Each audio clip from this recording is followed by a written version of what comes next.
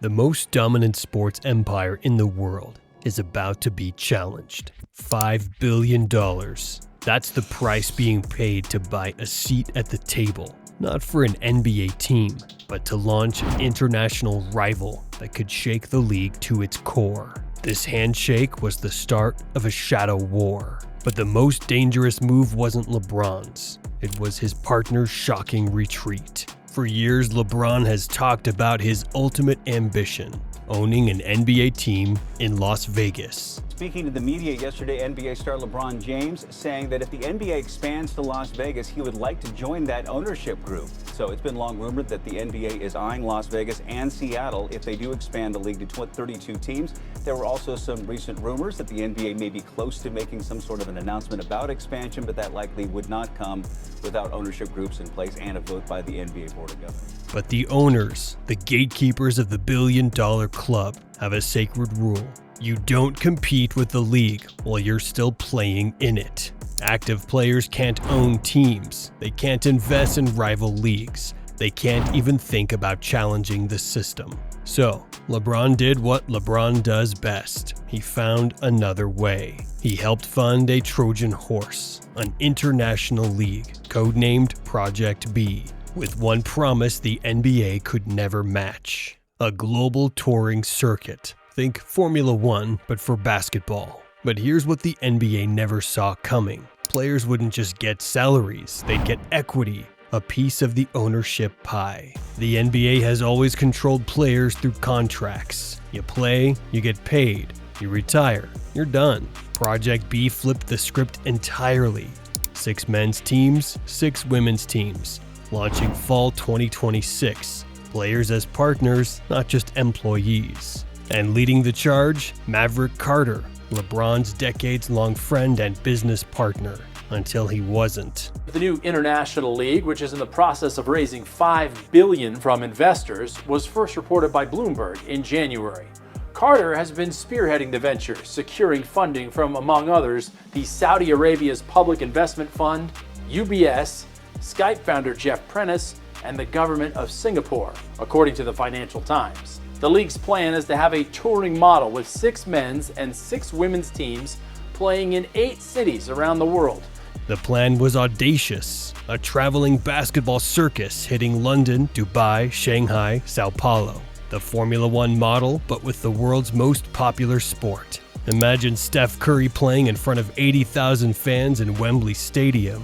But the real hook wasn't the venues, it was the money structure. Instead of just salaries, players would own pieces of their teams. A max NBA contract might pay you $50 million a year, but Project B equity could pay you $50 million a year forever. Suddenly, every superstar had a choice: stay in the NBA as an employee or join Project B as an owner. The NBA had never faced a threat like this, not from the ABA, not from overseas leagues. This was different, because this time, the threat came from inside the house. Maverick Carter was the public face of Project B. He was on the yacht, raising the money, making the deals. But the NBA's rules are absolute. An active player cannot have a stake in a competing league. Every dollar LeBron touched, every meeting he attended, every handshake he made put his entire NBA career at risk. We're talking about potential contract voiding, suspension, lifetime bans. The NBA doesn't play games with competition. So, just weeks after the project became public, Carter's representative announced he had stepped away. The architect of the revolution suddenly had an emergency exit, leaving LeBron exposed, alone, and facing the wrath of the league that made him a billionaire. But this wasn't a failure, it was a strategic redirect. The true target of this billion-dollar threat was never the NBA's men's league. It was its sister league. The WNBA is exploding in popularity, yet its average salary is $120,000. The maximum, $230,000. Meanwhile, these women are selling out arenas, breaking TV rating records, and generating millions in revenue. What feels like not just a moment, but a movement in women's basketball, coming off just an incredible Final Four The league could not be in a more exciting place than it is right now. Certainly, the attention on women's basketball right now is at an all-time high, and this league has been poised and ready for at least the last 2 decades for this moment. We have the star power. We have the elite play on the floor.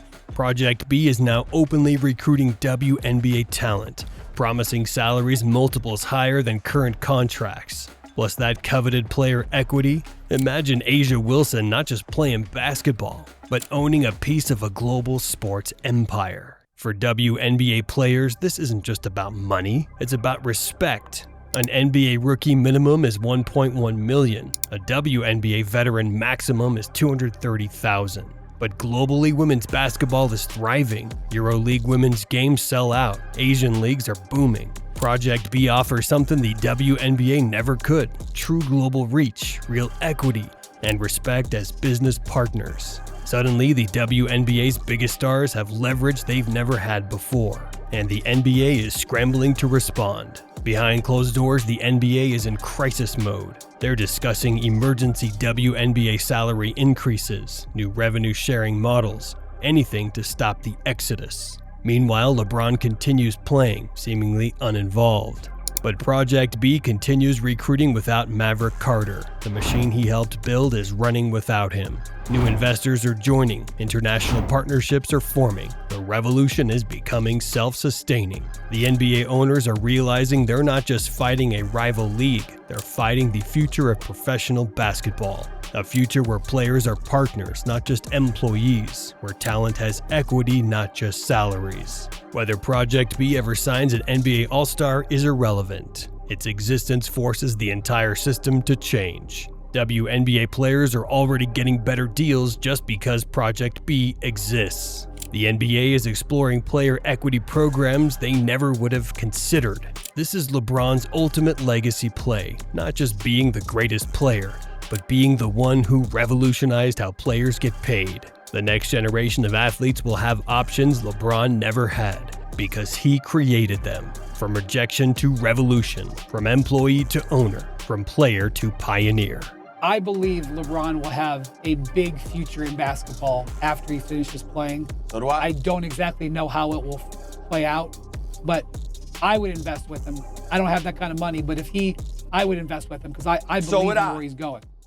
LeBron's entire career has been about breaking the mold. But did he just use his partner as a shield to launch a $5 billion attack on the league he hopes to own one day? Drop a comment. Would you sacrifice your NBA career for true ownership equity? Because that's the choice every superstar might soon face. Hit that subscribe button if you want more stories about the secret wars happening behind the scenes in professional sports. Because the biggest battles aren't happening on the court, they're happening in boardrooms, on yachts, and in the shadows of billion-dollar empires.